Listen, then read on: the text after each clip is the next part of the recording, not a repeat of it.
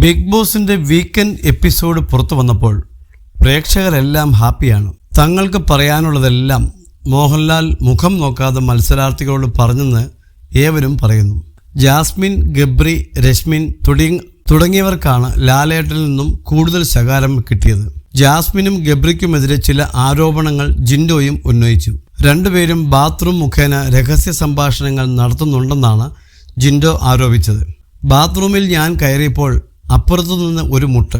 ഞാൻ എന്താണെന്നറിയാൻ തിരിച്ചു മുട്ടി. അപ്പുറത്തു നിന്നും ഗബ്രി എന്ന വിളി വന്നു.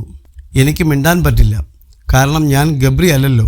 പൈപ്പ് തുറന്നിട്ടാൽ പറയുന്നത് കേൾക്കില്ല. ഇങ്ങനെ സംസാരിക്കാം.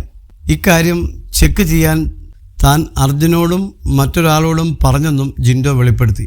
രാവിലെ സംസാരിച്ചാൽ ആരും കേൾക്കില്ല, അത്രയും വലിയ മ്യൂസിക് അല്ലേ എന്നൊക്കെയുള്ള കുറേ ഓപ്ഷൻ എന്നോട് ഗബ്രി പറഞ്ഞു.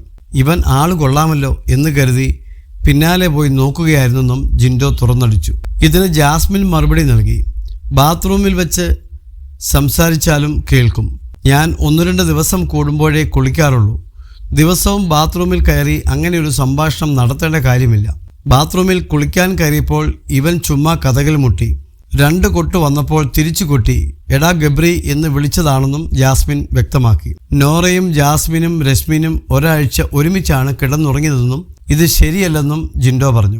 മൈക്കില്ലാതെ പലവട്ടം ഇവർ സംസാരിച്ചിട്ടുണ്ട്.